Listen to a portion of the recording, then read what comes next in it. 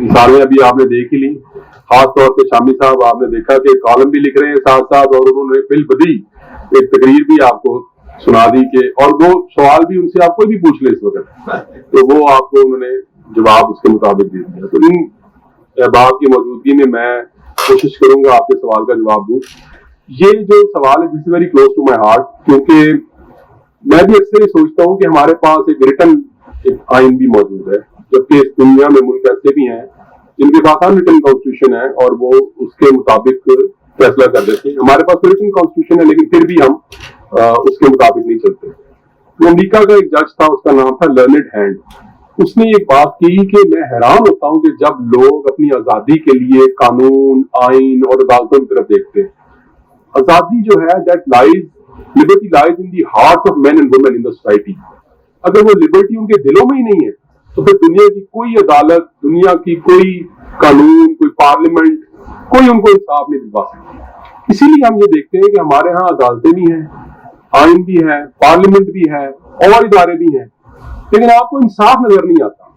उसकी बुनियादी वजह यह है कि आपके इनबिल्ट अंदर ही वो चीजें यानी कि वो अभी पनप ही नहीं सकी, बतौर कौम कह लें या मुआशरा कह लें, कि जो आपको ये एहसास दिला सकें कि आइन क्या होता है। अगर आपने अक्सर ये अगर अमेरिकी फिल्में देखी हो तो वहां पे जो ये जो फिल्में बनती हैं ना वकीलों पे, उनमें वो अक्सर ये बात आपने सुनी होगी कि I sue you, I see you in the court, और या वो कहेंगे कि आप फोर्थ अमेंडमेंट का सहारा ले रहे हैं, यानी कि जब वो लॉ के ऊपर वो बात नहीं कि वो कानून यानी वो आइन का हवाला देते हैं राह चलते हुए।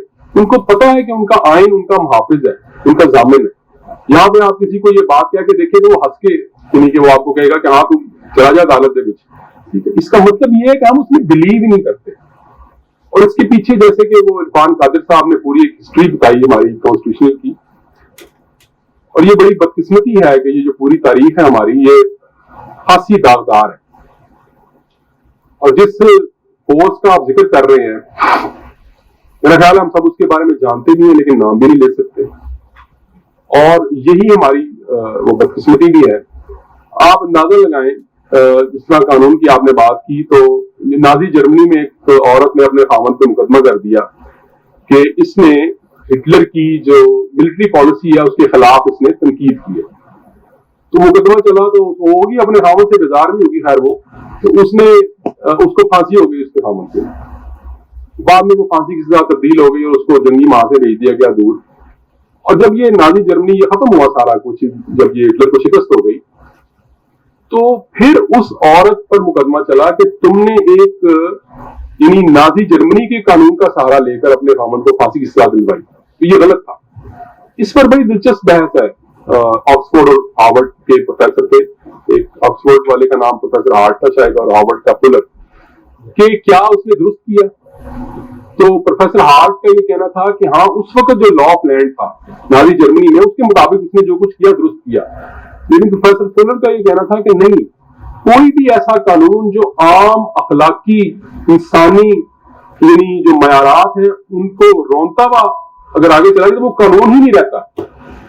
लिहाजा ऐसा कोई कानून, ऐसा कोई आइन या आइन की ऐसी कोई इंटरप्रिटेशन जो इस कदर बेसरोपा हो तो फिर वो उसको इंटरप्रिटेशन ही नहीं माना जाएगा। मैं भी इसी स्कूल ऑफ थॉट का हामी हूँ, मेरा भी यही ख्याल है। और स्ट्रिक्ट कॉन्स्टिट्यूशनिज्म जैसे वो शामी साहब ने मिसाल दी अभी कि कोई भी जो आइन का एक शिक है वो दूसरी शिक से बालातर नहीं हो सकती। इसमें एक मिसाल जो मुझे बहुत पसंद है वो ये है कि हमारे यहाँ अक्सर आपने देखा होगा कि जो कानून आइन का जो एक होता है ना उसको कहते हैं कि बुनियादी ढांचा, इस पर भी बड़ी बहस है कि क्या अदालतों के पास बुनियादी ढांचा तब्दील करने का इख्तियार है या नहीं है। मैंने एक दफा जज साहब को ये सवाल किया तो उन्होंने कहा कि नहीं, ये ऐसा कोई इख्तियार पार्लियामान के पास नहीं है। तो मैंने उन्हें कहा कि एक आइन का आर्टिकल है गालबन 234 या 35 इस तरह का है, मुझे याद नहीं एग्जैक्टली, कि there shall be no limit to the power of the parliament to amend the constitution. तो वुड यू बिलीव कि उनको इस आर्टिकल का ही नहीं पता था, वो सुप्रीम कोर्ट के चीफ जस्टिस रह चुके हैं। तो मैंने कहा कि जब पार्लियामान की जो ताकत है अमेंड करने की आइन की, उसकी तो लिमिट ही कोई नहीं है, खुद आइन में लिखा हुआ, तो आप कैसे उसको रिस्ट्रिक्ट कर सकते हैं इस बात पर कि जनाब ये बुनियादी ढांचे को नहीं चेंज कर सकते। تو لہٰذا یہ میں اس طرح کی جو بحثیں ہیں اور اس قسم کی جو سوالات ہیں یہ مجھے بڑا وہ انٹریگ کرتے ہیں، اور میں اکثر ہی سوچتا ہوں کہ جب کوئی شخص یہ کہتا ہے کہ جی اس ملک میں آئین کی حکمرانی ہونی چاہیے، قانون کی بالادستی ہونی چاہیے، تو ساتھ میں ہمیں یہ بھی دیکھنا چاہیے کہ وہ ہسٹری کی کس سائڈ پہ کھڑا ہوا ہے، کیا وہ ہسٹری کی درست سمت میں ہے. تو اگر وہ درست سمت میں ہے تو وہی بقول اس جج کے کہ پھر ہمیں اپنے دل سے ہی اندازہ ہو جائے گا کہ کیا واقعی وہ آئین کی بالادستی چاہتا ہے یا صرف یہ لفاظی ہے. بہت شکریہ جی، زبردست.